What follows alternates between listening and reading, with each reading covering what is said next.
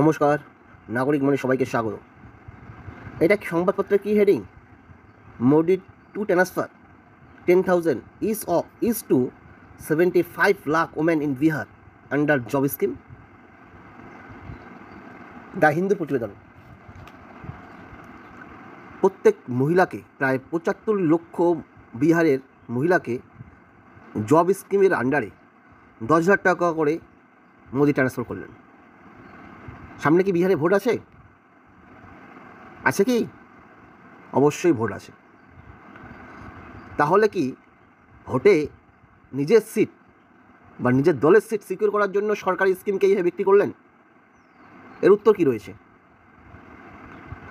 আপনারা ভাবুন, তাহলে ভারতবর্ষের কোন রাজনৈতিক দল তাদের গদি টিকিয়ে রাখার জন্য এই রকম সরকারি টাকায় ভোট প্রলোভন দিয়ে কেনার বা সিকিউর করার চেষ্টা করছে না?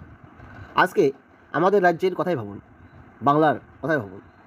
যদি মমতা সরকার লক্ষ্মীর ভাণ্ডার, ঘরের টাকা, 100 দিনের টাকা দিয়ে ভোট সিকিউর করার চেষ্টায় মাঠে, তাহলে সেই একই পন্থা তো অবলম্বন করছে কেন্দ্রের সরকার, শুধু নাম আলাদা। মূলত কিন্তু তাদের গদি সিকিউর রাখার জন্য বা গদি ধরে রাখার জন্য এই স্কিমটা নিচ্ছেন। আপনারা ভাবুন, তাহলে রাজ্যে যে 26,000 চাকরি বাতিল হয়ে গেল, সেখানে সিবিআই তদন্তের দ্বারা বা বিভিন্ন তদন্তের দ্বারা দেখা গেল যে প্রায় 8 থেকে 10,000 চাকরি বিক্রি করেছে এবং বিক্রির মাধ্যমে কিছু নাগরিক কিনেছে। তাহলে আপনারা ভাবুন, এই নাগরিকদের দোষ কোথায়?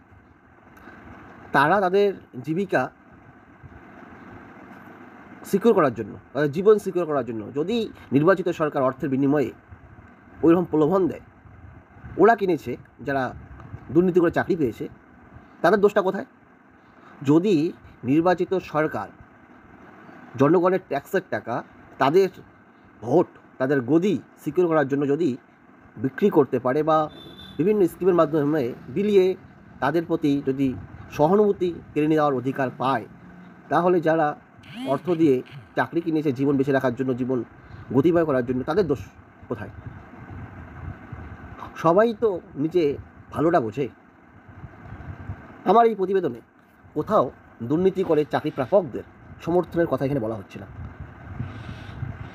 মূলত যারা দুর্নীতি করে চাকরি পেয়েছে তাদের নিন্দা করছে, কিন্তু তার পূর্বে সর্বজনগ্রাহ্য নিন্দা পাওয়ার কথা যারা নির্বাচিত সরকার, যারা টাকার বিনিময়ে চাকরি বিক্রি করেছে তাদের। সুতরাং যারা চাকরি কিনেছে তাদের অপরাধের তুলনায় যারা চাকরি বিক্রি করেছে তাদের অপরাধ দ্বিগুণের তুলনায় দ্বিগুণ বেশি।